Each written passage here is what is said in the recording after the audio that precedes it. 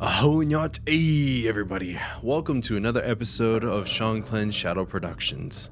Now, I'm here to give you more stories of the Yanagloshi. I know you're not supposed to talk about it, but you guys want more, and I'm here to give you more. I have lots of stories of my interactions in my time with my brother, the guardian of the Navajo Nation, looking and going after these dark entities. Now this one's going to be very, very, very creepy.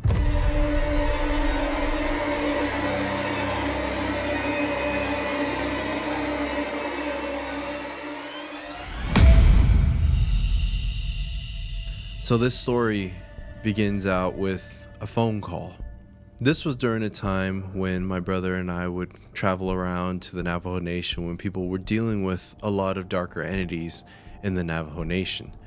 So this phone call was somebody that was requesting help.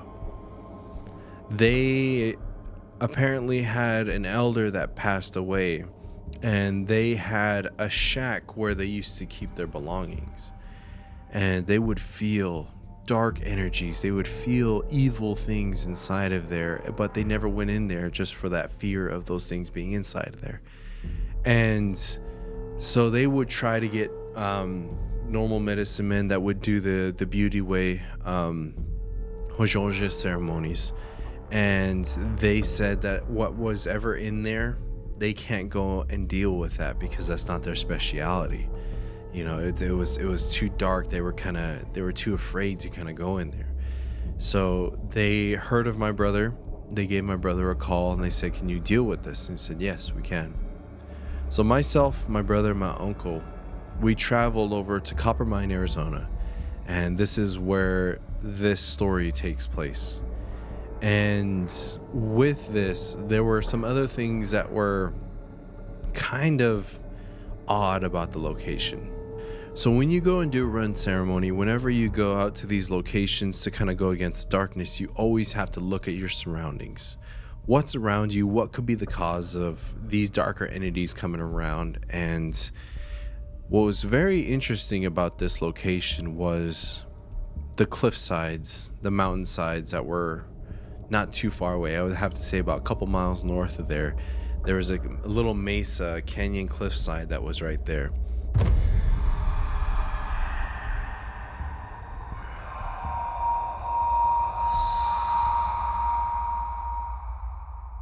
So during the day, we went out toward that way, and the homeowners of that location said they grew up with a lot of Yanagloshis or Skinwalkers in the area. They would always kind of be up in that cliffside over there. And we're just like, I wonder what's over there. So during the day, we traveled over there, and what we've come to find out is there are certain locations on the Navajo Nation, certain canyons you can go to where you're given a choice on your path of becoming a holy person, a medicinal person. You go to these canyons. If you go one direction, you learn the good way. You learn the good medicine and the songs and ceremonies. Or if you go the other way, you learn evil, you learn darkness, and you learn how to do those evil things. Sure enough, that canyon side that's right there is one of those places. So with us knowing who we are head to toe from our ancestry, all 13 directions around us, we were able to, and the teachings that we learned, we were able to go through the dark side to see if anything recently was there, any recent things that have happened during that time. And this is where it gets kind of creepy, because I've always heard stories about what happens in those dark tunnels, or dark canyons, I should say. And when we were walking through there, man, it was just like a blanket of darkness. It was midday, but you could just feel the draining energy of your good thoughts, your good memories just kind of seep out of your body into the rock face itself. And when you're walking through there, we were able to see at the very end kind of like a little dome area where the water carved out a perfect circular cave. And in there were bones. There were cattle bones, horse bones, and sheep bones. And I'd have to say, but I think unfortunately there were human bones inside of there as well. So we're just like, okay, so there are human remains in here too. So with that, we saw some markings and some other distinct things that I'm not going to go into, unfortunately, but you could tell it was active. So this was one of those places where the Yanagloshis would do their initiations into becoming a skinwalker and doing their ceremonies, what they need to do. So we're just like, okay, our patient is just a mile south of here, which would understandably make him an easy target. So we returned back to the home, and we're just like, we're going to wait for nightfall to be able to go into that shack and see what's going on.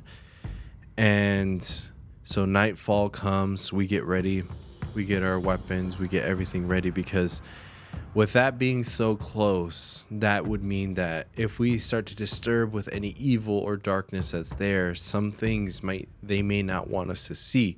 They may want to keep secret. There's a reason why there's, I guess you can say, a barrier over that little shack. They might be protecting something in there. And this would have been when I was 16, 17 years old. So a couple years after the Skinwalker Tunnel incident. If you haven't seen that, I got that video. I'll put it right here as well. Go check that out. That's going to be my first time seeing Skinwalker tunnels. But going back to the story, I was very young still, very, very kind of immature. So we went to the shack. It would have to have been like 8 or 9 o'clock in the evening. Sun was already down, and there were clouds over us. So we couldn't see the moon. We couldn't see the stars. It was just dark.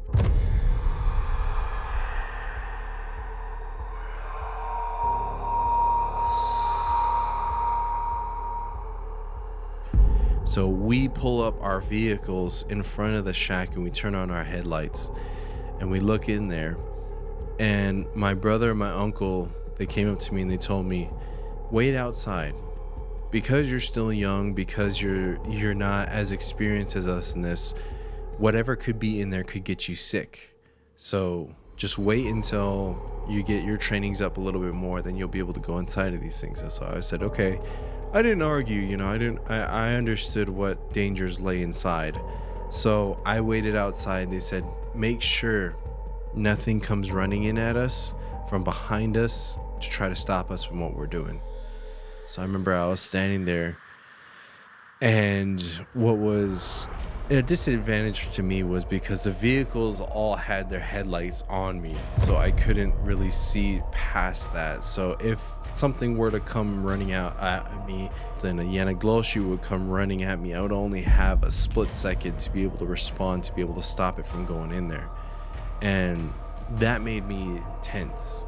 It was, I would have to say it was around summertime, so it wasn't cold, but I remember just gripping my sword tightly to make sure that nothing was able to make its way to them. They relied on me. They put their trust in me to be able to stop whatever goes in there. And so my brother told me what happened afterwards, what they did inside there. So this is what happened. So they opened the door to the shack, and inside were 3 chests. And if you can imagine, these chests were, I would have to say, very vintage in their look. All 3 of them were stacked up. And when they opened that door, there was a kind of a rotten smell to the whole place, a smell of death.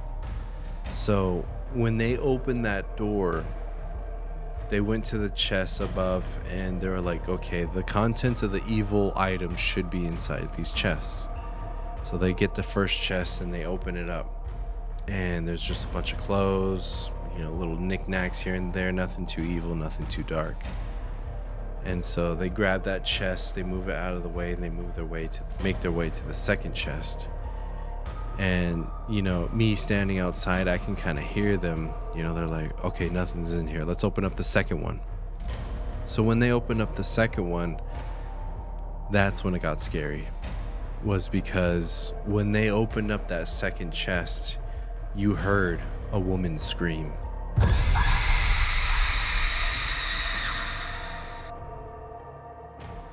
And what's wild about it is the only contents inside of that chest were 4 stones, 4 sacred stones and a piece of bone and a picture as well. So inside of that chest, those stones are very sacred to our tribe, but also including a bone inside of there represents a darkness of the twisted representation of our holy stones and our holy objects. And with that picture that was inside of there was a picture of a woman inside of that as well. So we were thinking that, like, dang, was her spirit kept in that box this whole time? Was she trying to find her way out? So my brother and my uncle, they use buckhide gloves, and they grab the items and they put it inside of a bag. So they said, okay, so let's go ahead and move to the last chest. So when they made their way to the last chest, I remember hearing a gasp from my uncle and my brother. They're like, what is that? What is that? And I could just feel out in the darkness, I could feel eyes looking at me. You could see or feel, people looking at you. And I was just like, this isn't good. So I told them, I was like, hey, there's people out here. Just be ready. And they said, okay. So what was inside that last chest was the regalia of a Yanagloshi.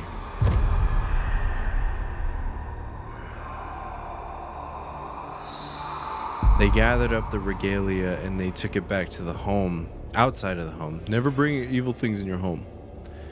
They took it outside of the home and they started a fire. And this is when my brother showed me the regalia. He showed me the buckhide skin rolled out, and he flipped it over, and on the inside of the skin were markings. There was blood markings, ash markings, and burn marks inside of there that represent a lot of the Skinwalker signage, language, and symbols that they use to be able to shapeshift into these evil things. And also attached with those things were 2 pairs of antlers. And on these antlers was very interesting because they had blood. It was 4 blood drops on there. And each of those blood drops on the antlers represents somebody that you've killed.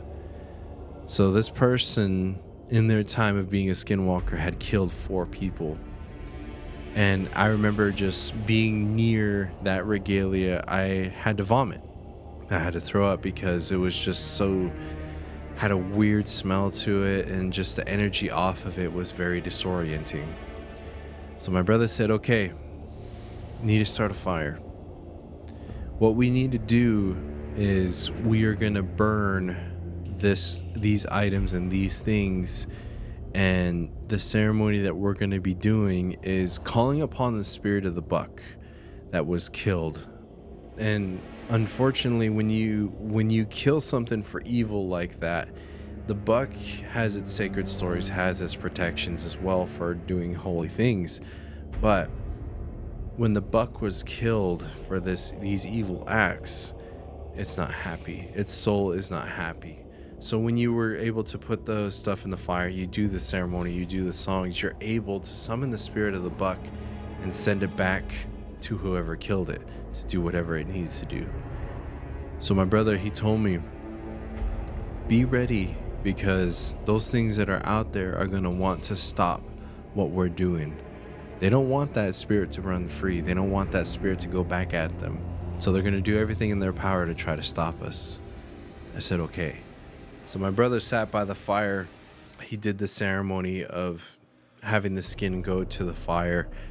And I remember when he was singing, doing his songs, I was vigilant. I was looking around.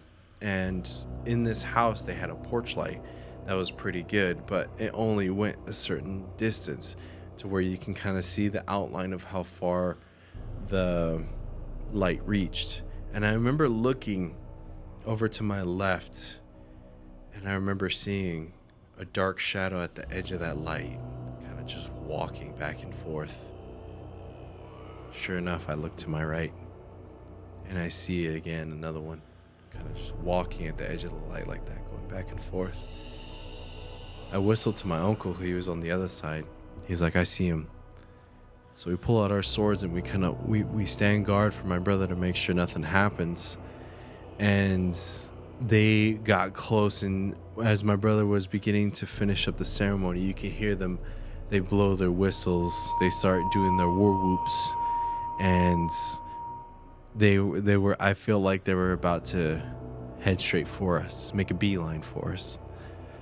But as my brother grew closer to this, releasing that spirit, you see them run. You see them take off back toward the cliff where they came from.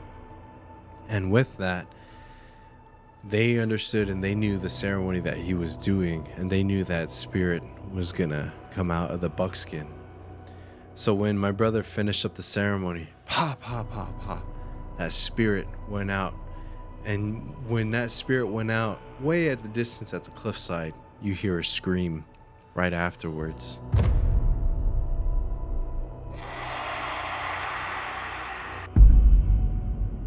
So I guess you can say the buck got his revenge for its misuse of its body and its unholy ways, unholy use of it as well. So this right here, afterwards, we ended up making our way back home, dead tired, up all night doing that. And there were some other things that we did at the time, but I can't go into it because it's fairly dark, the things that we encountered out there. But maybe if you guys want to hear more, I can go into more detail about it. But I just kind of want to take this time to be able to thank you guys so much for watching. That first Skinwalker video I did is doing very well. There's a lot of new subscribers, new followers, and a very, very, very positive feedback that I'm getting from you guys for these stories and this knowledge that I have from my experiences. And I just want to say thank you guys so much, for watching, for sharing, for subscribing. And there's going to be more content on the way. So if you guys want to go follow me on Instagram, Facebook, TikTok, I have the link down in the description. I post what I'm doing, any teasers for any upcoming episodes that I have. So if you guys want to go follow me there. So be sure to like, share, and subscribe. I'll see you guys in the next one. Aho, and I'll go on it.